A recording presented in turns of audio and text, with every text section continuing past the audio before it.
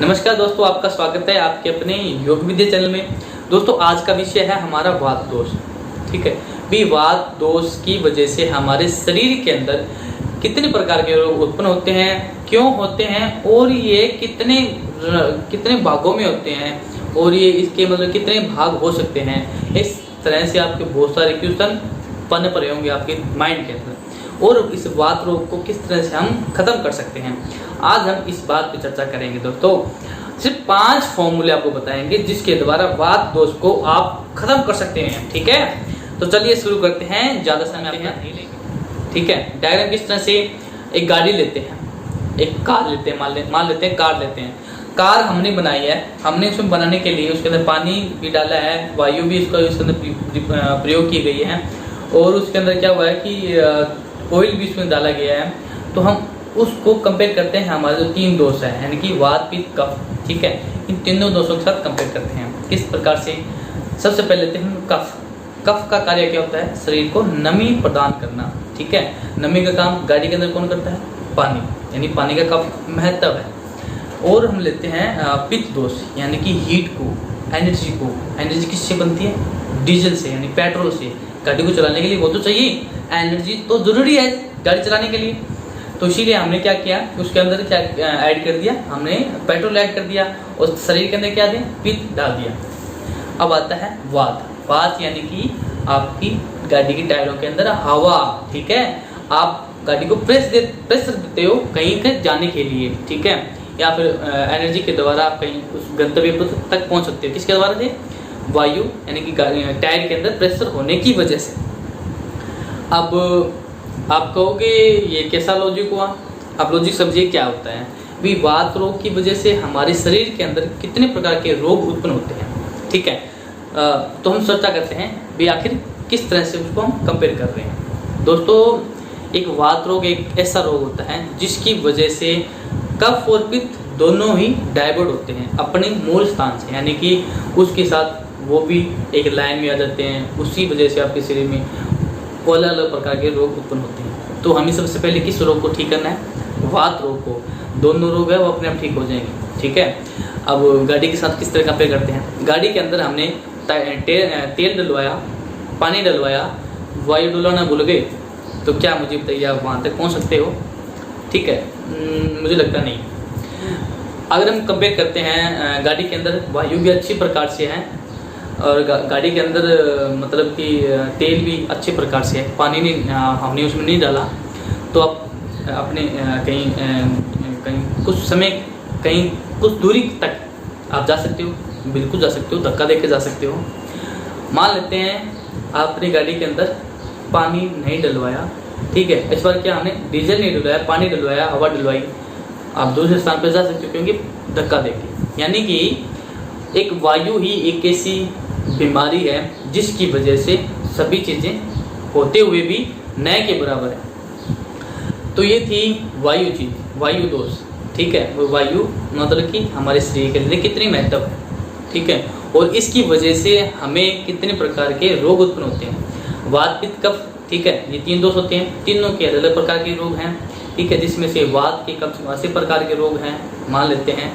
ठीक है, और जो पित्त के दोष हैं वो कम से कम 40 के बड़े रोग हैं, और कफ के हैं वो 20 प्रकार के रोग हैं। तो सबसे ज़रूरी है वात। वात को अगर हमने बैलेंस कर लिया तो जो दोनों दोष हैं वो भी ठीक हो जाएंगे। अब आप कहोगे वात का हम मोटा मोटा कैसे इसका रीजन समझें। तो दोस्तों, वात रोग वह रोग है जैसे कि आपको मतलब कि कहीं पर कोई दर्द हो रहा है, दर्द वो नहीं कह रहा जो कि कहीं कुछ लगने की वजह से, सूजन होने की वजह से जो दर्द होता है वो वात रोग का कारण नहीं है।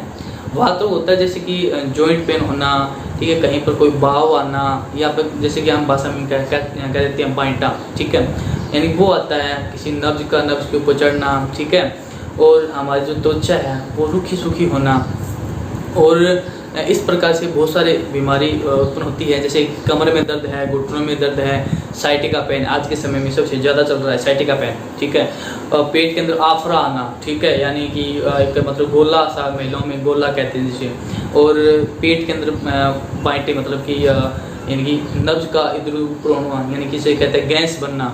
ठीक है, इस प्रकार के रोग हमारे शरीर के अंदर उत्पन्न होते हैं। और भांति भांति प्रकार के रोग हैं वात दोष से। तो ये थे वात रोग की निशानी, भी हमारे ये वात रोग है। अब इस वात रोग को दूर कैसे करें, सबसे बड़ी समस्या ये है हमारे जीवन के अंदर। दोस्तों मैंने आपको भोजन करने का तरीका बताया है भी किस तरह से भोजन करनी चाहिए, सिर्फ मात्र 10 बातें, ठीक है। 10 बातों से हम अगर हम भोजन सही ढंग से करते हैं तो हमारा पेट है वो सबसे बेस्ट तरीके से साफ होगा। अगर हम उन 10 नियमों को नहीं माना तो दोस्तों भूल जाओ कि आपका पेट साफ होगा। तो इस तरह से वात रोग को कम कर सकते हैं भोजन के द्वारा। और दोस्तों क्या कर सकते हैं, दूसरा नियम ये लेके चलें भी, सुबह जैसे हम गर्म पानी पीने के बाद, ठीक है, मुंह के अंदर अपने नारियल का तेल और उसमें कुछ पानी लेके रखना है। उसको हम जैसे गरारा कहते हैं, कुल्ला भी कर सकते हैं, मतलब 10 से 15 मिनट उसको मुंह के अंदर लेके रखना है, ठीक है। और इसके बाद में जो तीसरा नियम है हमारा वो ये है कि भी मालिश, शरीर को हफ्ते में 3 से 4 दिन, मतलब कि तीसरे या चौथे दिन हमें शरीर को मालिश करनी है। हफ्ते में 2 बार या फिर 1 बार कम से कम होनी चाहिए। जिसके वात रोग अधिक है, जिसकी त्वचा रूखी सूखी है, जिसके त्वचा के अंदर अलग अलग प्रकार के रोग है जिसको हम पहचान कर सकते हैं वात रोग की वजह से है, हड्डियों में, घुटनों में, साइटिका में कहीं पर कोई परेशानी है, ठीक है, यानी दर्द है किसी प्रकार का, तो हम मालिश सबसे ज़रूरी होता है। और जो हम अगला जो नियम है वो है हमारा मालिश करनी है हमें किस भाग की, जो अपना गुदा भाग है, यानी कि जिस भाग से हम मल त्यागते हैं उस भाग को तेल यानी कि नारियल का तेल का इस्तेमाल कर सकते हैं। उस भाग के अंदर से हमें वो लगाना है, ठीक है। और अगला नियम है नाक के अंदर, ठीक है, नाक के 2 नासिका के अंदर और नाभि क्षेत्र के अंदर हमें रात को सोते समय गाय का शुद्ध देसी घी का इस्तेमाल हमें 2-2 बूंद डाल के करना है, ठीक है। फिर हम मतलब कि नाभि के अंदर भी डाल सकते हैं और सुबह उठते भी इसका उपयोग कर सकते हैं। जो व्यक्ति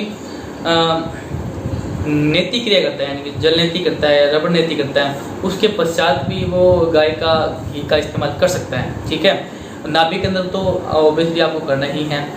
कुछ जैसे मान लेते तेल का इस्तेमाल कुछ बच गया तो आप पाँव में लगा सकते हो, जो पैर के जो मतलब पथली कहते हैं, जिसे पैर का पतवा कहते हैं, उस भाग के आप लगा सकते हो। तेल का भी इस्तेमाल उसका आप कर सकते हो। तो दोस्तों इस प्रकार से हम वात रोग को ख़त्म कर सकते हैं। लेकिन दोस्तों आपको धैर्य बनाना पड़ेगा, धीरे धीरे आपको ये मतलब कि धीरे धीरे आपको ये रोग धीरे धीरे खत्म होगा, ना कि एकदम कभी ख़त्म नहीं होता। दोस्तों फिर से आपको मैं ये बात कहता हूँ कि रोग है वो एकदम शरीर के अंदर कभी नहीं बनता, धीरे धीरे समय लगता है उसको बनने में। जब वो एक ऐसा गड़ा होता है वो पूरा भर जाता है तब हमें उसका अनुभव होता है, बढ़ता रहता है, हमें नहीं पता लगता। लेकिन जब वो ऊपर हो गया, जब वो गड़े से पानी बाहर निकलना शुरू हो गया तब हमें पता लगता है भी गड़ा भर चुका है। तो दोस्तों कभी ये मत सोचना भी हमने इस योग प्राणायाम को अपनाया है तो क्या हमारा रोग या फिर किसी प्रकार की जो व्याधि है हमारे शरीर के अंदर वो ख़त्म हो ही नहीं रही। क्योंकि दोस्तों रोग को बनने में बहुत समय लगता है, ख़त्म करने में उससे भी ज़्यादा समय लगता है। आपको उसका एहसास होने लग जाएगा कुछ ही दिनों के अंदर। लेकिन आपको धैर्य से मैं आपको ये बात कहता हूँ कि एलोपैथी का उपयोग तब कीजिए जब आप इमरजेंसी के अंदर हैं, छोटी मोटी बीमारियों के लिए आप एलोपैथी का उपयोग ना कीजिए, क्योंकि सुविधा देने के बजाय वो आपको नुकसान पैदा करती है। दोस्तों आपको ये वीडियो कैसा लगा ये हमें कमेंट बॉक्स में ज़रूर बताएं। आज का विचार था हमने आपके साथ साझा किया, ठीक है।